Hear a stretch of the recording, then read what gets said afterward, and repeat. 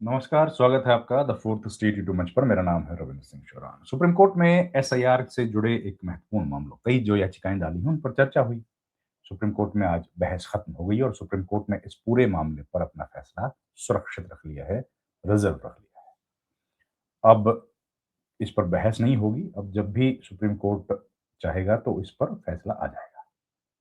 Supreme court में आज जो दो न्यायाधीशों की खंडपीठ है, जस्टिस जोयमाला बागची और chief justice of India Suryakant, इस मामले को सुन रहे हैं।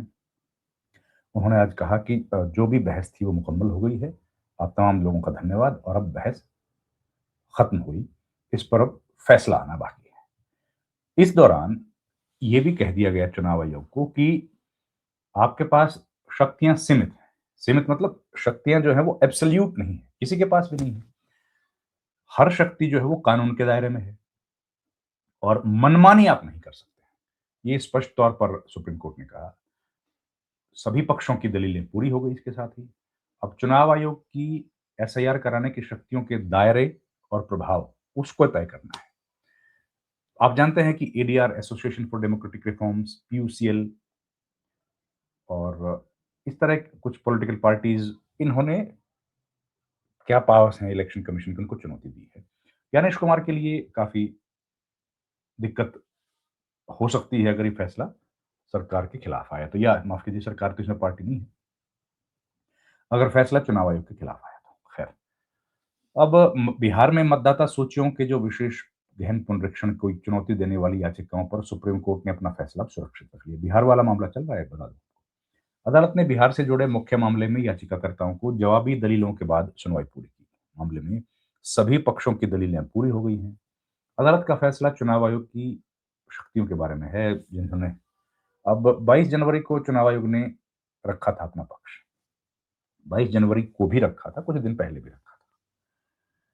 22 जनवरी को जो सुनवाई हुई थी उसमें चुनाव आयोग ने अपना पक्ष रखा था। इस चुनाव आयोग की तरफ से वरिष्ठ वकील राकेश द्विवेदी, काफी सीनियर एडवोकेट थे, सम्मानित एडवोकेट, उन्होंने कहा था कि 2003 में नागरिकता अधिनियम में संशोधन हुआ था। 2003 की बात कर रहे हैं। तब किसी ने विरोध नहीं किया। इससे सभी पक्षों का समर्थन भी मिला। कोर्ट ने पूछा कि क्या उस संशोधन के बाद एसआईआर में नागरिकता जांच की जरूरत पड़ी। संशोधन में जब किया तो क्या जरूरत पड़ी कि भाई अब चेक कर लेते हैं। सुप्रीम कोर्ट में ईसीआई ने साफ कहा कि एसआईआर का मुख्य उद्देश्य संविधान के अनुच्छेद 326 के तहत केवल वोटरों की नागरिकता को सुनिश्चित करना है।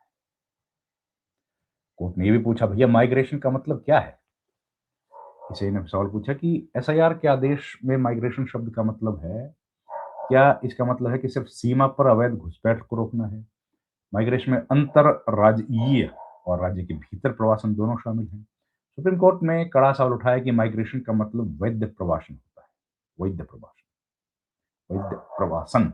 भारत में हर नागरिक को किसी भी राज्य में जाने और रहने का संवैधानिक अख्तियार है। इसलिए अंतर राज्य प्रवासन को अवैध नहीं माना जा सकता। अब फैसला हो गया है सुरक्षित। फिर अमेरिकी अदालतों के फैसले का भी जिक्र किया गया। याचिकाकर्ताओं ने एसआईआर को ड्यू प्रोसेस का उल्लंघन बताते हुए अमेरिकी अदालतों के फैसलों का हवाला दिया। इस पर ईसीआई ने पलटवार भी कर दिया। वकील ने, ईसीआई के वकील ने कहा कि अमेरिका खुद ड्यू प्रोसेस को कितना पालन करता है। उन्होंने उदाहरण दिया कि ट्रंप का जिक्र, जैसे हमने पहले भी बताया था, ट्रंप का जिक्र आ गया। वेनेजुएला के राष्ट्रपति को हटाने और ट्रायल के लिए ले जाने की बात, देखिए क्या है वो सब, क्या है, प्रोसेस है क्या। ग्रीनलैंड पर कब्जे की बात कहते हैं, ये प्रोसेस है क्या। तो ऐसे में अमेरिका की ड्यू प्रोसेस की हम लोग क्या बात करें। सुप्रीम कोर्ट ने दोनों पक्षों की दलील सुन ली है। आज भी राजू रामचंद्रन, प्रशांत भूषण, कई जो सुप्रीम कोर्ट में लॉयर्स, उन्होंने अपनी बात रखी। निजाम पाशा समेत कई लोग।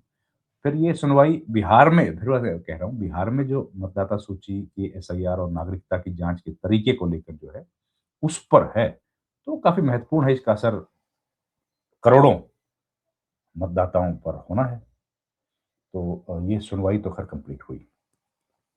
लेकिन ये इसमें सुनवाई के दौरान कई ऐसे पहलू, ऐसे पल भी आए हैं जब सुप्रीम कोर्ट ने बार बार ये कहा है, या जो जस्टिस बागची जो सुन रहे हैं, उन्होंने कई बार ये सवाल उठाए हैं कि आपके पास एब्सोल्यूट पावर नहीं है। इलेक्शन कमीशन जो है उसके पास पावर तो है, ताकत तो है, लेकिन दैट इज नॉट एब्सोल्यूट। उसमें ये नहीं है कि आपके पास आप जो चाहेंगे और उस पर कोई सवाल खड़े नहीं करेगा। सवाल उस पर खड़े होंगे, लेकिन आपके पास जो ताकत है वो विद इन द 4 फ्रेम्स, जो फ्रेम्स है हमारा कॉन्स्टिट्यूशन का जो फ्रेम है, कॉन्स्टिट्यूशनल फ्रेमवर्क के अंदर आपको करना है। फिर कहा कि आपने कहा था कि हम लोग एसआईआर करा रहे हैं ताकि जो घुसपैठिए हैं, उनको हम लोग चिन्हित कर पाएँ, उनको बाहर भेज पाएँ, तो वो अब कर रहे हैं क्या? फिर कहा कि हमारा तो मुख्य उद्देश्य वो नहीं था। हमारा मुख्य उद्देश्य तो उन्होंने कई बातें बताई। फिर कहा कि नागरिकता की जाँच का जो मुख्य मामला है, कि इलेक्शन कमीशन को उसका अधिकार है कि नहीं है। तो उन्होंने कहा कि हम लोग नागरिकता की जाँच केवल इतना जानना चाह रहे हैं कि भई आप नागरिक हो कि नहीं हो? नागरिक नहीं हो तो उसके बाद हम लोग को हमारा मतलब आपको बाहर भेजने का हमारा उद्देश्य नहीं है। मतलब ये है कि ये एक बड़ा ऐतिहासिक नज़ीर बनने वाली है ये जो मामला है। इस मामले में जो निकल कर के आएगा वो एक बड़ा महत्वपूर्ण पक्ष होगा और सुप्रीम कोर्ट फिर ये तय करेगा कि बाकी जो प्रदेश हैं, उनमें एसआईआर की प्रक्रिया हो या ना हो। उनमें एसआईआर की प्रक्रिया हो तो कैसी हो? फिर सवाल ये भी उठा कि जो डीडुप्लिकेशन सॉफ्टवेयर है, जिससे एक पलक झपकते ही हमको पता लग जाता है कि एक व्यक्ति, उनकी उम्र ये है, ये उनका चेहरा है, ये उनके पिता का नाम है, एड्रेस है।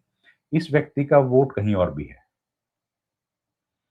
और उससे ज़ाहिर है हम लोग उसका उपयोग करके उससे नाम डिलीट कर सकते हैं। तो डीडुप्लिकेशन सॉफ्टवेयर का उपयोग क्यों किया नहीं किया जा रहा? इस पर सुप्रीम कोर्ट में एक बयान दिया।